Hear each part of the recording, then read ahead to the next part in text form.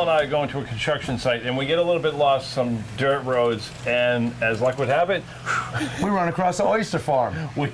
We find an oyster farm. I know nothing about it. Well, I knew nothing about it. We do now. We tour an oyster farm. Let's get it.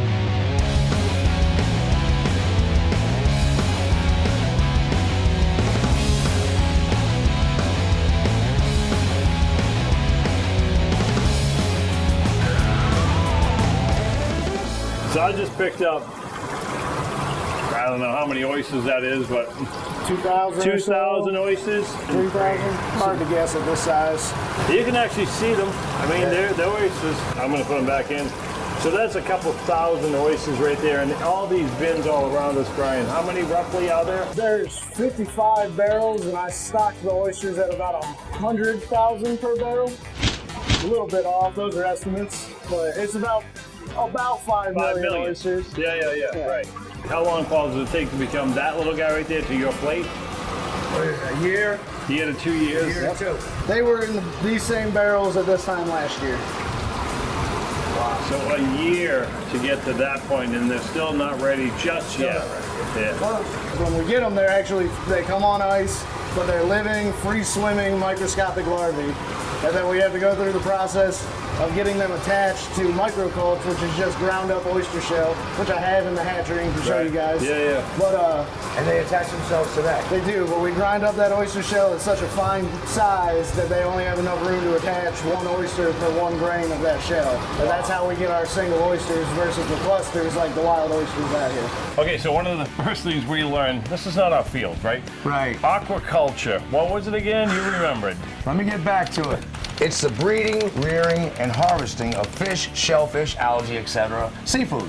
He knows that we don't know this field, right? That's correct. We're carpenters. We barely made it out of high school. But we're getting there. Farming them is more sustainable. It's less pressure on the wild populations, which haven't recovered since the early 1900s in the Carolinas. And then it's a more safe way to do it because there's a lot more checks and regulations that we have to follow. We don't use any chemicals or anything like that. Anything we use to fertilize the algae in the ponds is just cottonseed meal. So, really? Yep.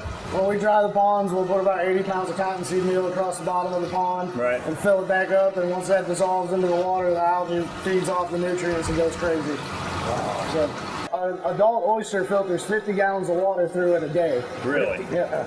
So, and just that amount of flushing gets rid of any of that contamination and bacteria and everything else. Wow. So like he was explaining, typically they're in the river, so you have natural water flow, right? Right. Not in the pond. No. They're going to have to make artificial currents. How do you do that again? I don't know. I think it's something intricate. Let's check it out. In our drains over there, our risers, we'll put a plywood board with a gate at the bottom so that when we drop the level out of the riser, it drains off the bottom of the pond because all the algae in the pond grows in the top 18 inches of the water. Right. So if we don't put that gate to make it drain off the bottom, we're draining all of our algae off the top. Yeah. But by dropping it a foot or two and waiting a day and raising it back up, we force that water to kind of breathe out to the corners of the pond. Right. And that creates a little bit more movement and flow to help feed the oysters as well. So it wasn't all that difficult. It came down to just moving some boards around. But what was it actually doing? I missed that part. Okay, what it is you're just blocking off the top part because the algae would roll off. They need to keep the algae, so they're blocking the top part off and the water goes underneath. Pretty tricky. Real tough stuff.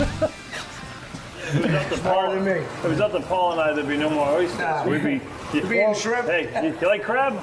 They seem to be everywhere. So a lot of other people figured out how to do it in the rivers already, but we can't find any literature on the right way to do it in the ponds, so we're finding the right way. Yellow breaking ground. This is really unusual. This is something that's not out there whatsoever. So will you produce a better oyster? I'm very fond of our oysters, but it's kind of like try some now. It's kind of like wine, though. It's more what your preference is. Right. Ours are really salty, and then they pick up a little bit of a mineral flavor from the clay in the ponds that finishes off after the salty. So he explains in detail about how they grow algae and the dates on it and what it means to each different phase of growing oysters. This is way over the top. I'm gone now. It's I'm over done. my head.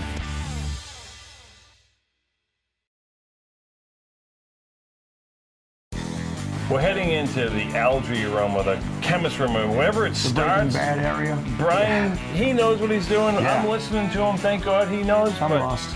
they're all different colors and they mean different things and how much they flush even at this age. And I'm pretending I'm with them. You saw the drift a little bit, but I know the end result is we got good lobsters coming. Lobsters are Lobsters. So this is the hatchery. This is where all the magic happens. None of this is running right now, but this is an outdoor algae growing system. These are our broodstock oysters. We'll use these to breed larvae. I fed them about 3 hours ago, and you couldn't see through this water at all. You couldn't see any of the oysters. And before I leave today, this will be all the way crystal be clear. gone. Yep. 50 gallons a piece. Yep. And I've got 200 oysters in there. So they're good size.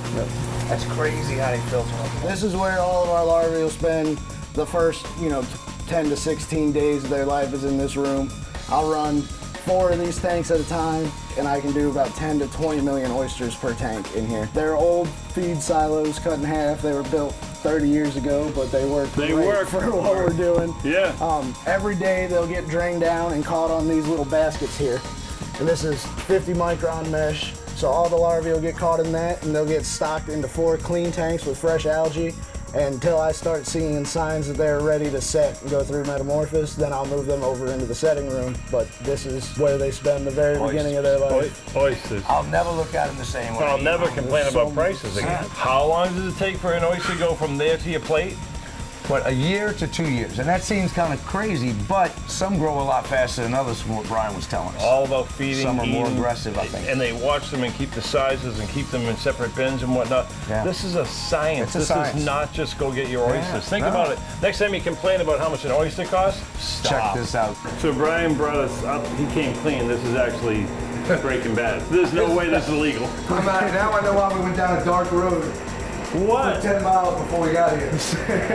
I figure Brian's going to shoot us in the arm like Dexter and we're We're dead. out. We're out. What is going on in here? So this is where we grow our live feed for our larvae, for our baby oysters. We grow brown algae, which is T. isochrysis, and then we grow green algae, which is Tetraselmis. Those are the species names of the algae we grow. All of this is just my culture room. I grow my starter cultures in here, and then from these smaller cultures, I'll start larger cultures to grow volumes of algae to feed all of my larvae. But all of this starts from test tubes. You order 1 test tube of this, Yep. and then you scale up into the little flask, and then into the big flask, and then into the jugs. This is the lifeblood of the hatchery, where oysters eat an ungodly amount of algae. We monitor the pH of the algae. We pipe CO2 directly into the airlines for the algae. What do the different colors and shades mean? So I only grow 2 different kinds right here. So the green, the different shades of green are all just age. So this one in the corner right there and this light green here are the same. They're just different ages. That one's older, they get darker. They get darker.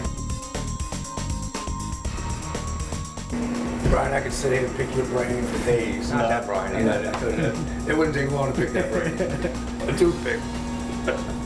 You know I can hear you. So I don't know what's happening, but they're busy. Well, that's just the green algae that I use to feed our larvae right there, and it is a higher energy food source. They'll Wow. start growing a lot Yeah. quicker when I Check feed it that out. to them. I see purple ones and I see green ones. Look at Brian shaking his head. No, it's not. I didn't see any purple. Man, I know I saw purple. These are the barrels that we use for setting. So the barrels that you guys saw in the nursery, the water flows up through this screen. Right. And that kind of lifts the oysters up and spreads them out to make sure everybody gets food. But at this point, they're still free swimming, and we don't want them coming out of here or anything. So when we hang this in these tanks, we flow water down through the screen in here. And these are the tanks that I was saying we're eating 4 of those tubes a day 4 of those tubes per tank. per tank Yep. a day. Is there extra pay for this day when you're in the This pond? is every day. This is every day. Yeah. And that's you yesterday? Yeah. They'd pay me again today if you guys weren't here. We'll stay longer. So anyway, what about the guys are in the water turning the turning, baskets yeah. one by one, up and down. I don't know And they how have to many. constantly do this. They're in the trenches for sure. I know it's summertime, but it looks fun today. There's a lot of days that's not fun. No, basically hand raising these things. Right now, they're just restocking bags onto the lines over here. They'll actually take the bags out, go up to the pad with them, pull any market size oysters out of it. Yeah. Anything that's undersized will go back somewhere between 100 and 150 oysters per bag, and then they'll come stock them back onto the lines. Gotcha. Being in the ponds makes it a whole lot easier because we can back the truck or back the trailer right up to the line, clip, unclip the bag.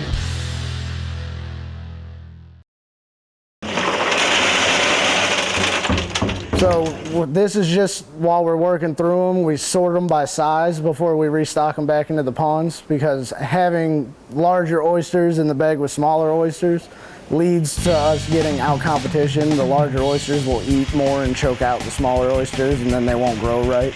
So by separating them by size, we at least eliminate some of that. It still happens, like some oysters are gonna eat more and take off and grow faster, but we're helping them all kind of stay on an even keel by sorting them by size. It cleans them with the pressure sprayers in there, and then as they tumble, a lot of the shape in our finished oysters comes from this machine, because as it breaks the lip of the oysters off, it makes the oysters start to grow more of a fan shape instead of growing into a blade shape. Right. So, you know, the wild oysters here are all long and skinny because they're all sitting in one place and they're trying to outgrow the mud that's building up around them. So they have to keep growing up and out of the mud.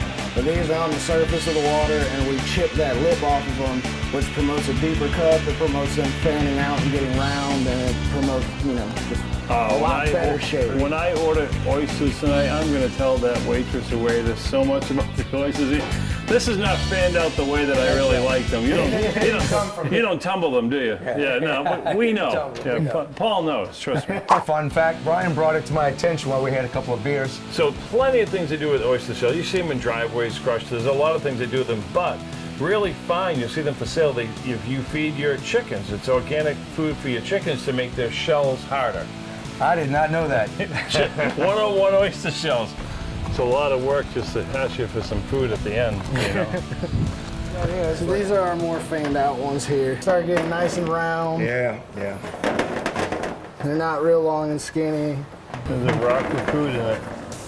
So gotta thank Brian for showing us around. We're coming back for some big cookout. That's gonna be part 2 of this whole thing. But for right now, we've learned pretty much about them. I held 5,000 oysters in the palm of your hand. So I don't want to tell him. I put it down. I'm like, some of them are sort of stuck in your pocket. Some of them are stuck to me. That ain't good. I don't want to. But he said it right. It's a rock with food in it. That's all an oyster is. It's amazing how much they can take. So we've done algae. We've done filtration. We've learned how they spin them, how the water comes in and out.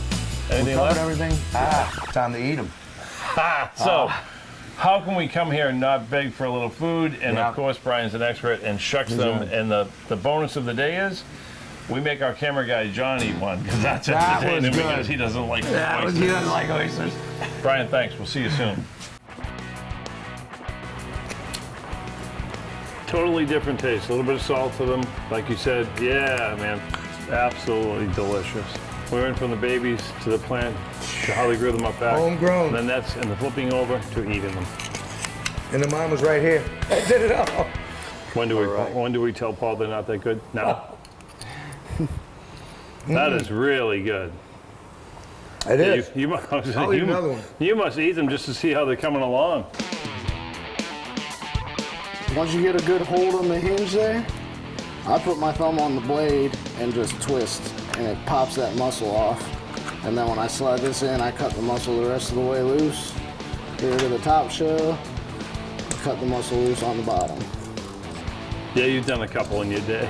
Yep. That one's for you if you want it. Here you go, down the hatch. Boom. Boom. You missed the boom. Good. Want to keep your first shell?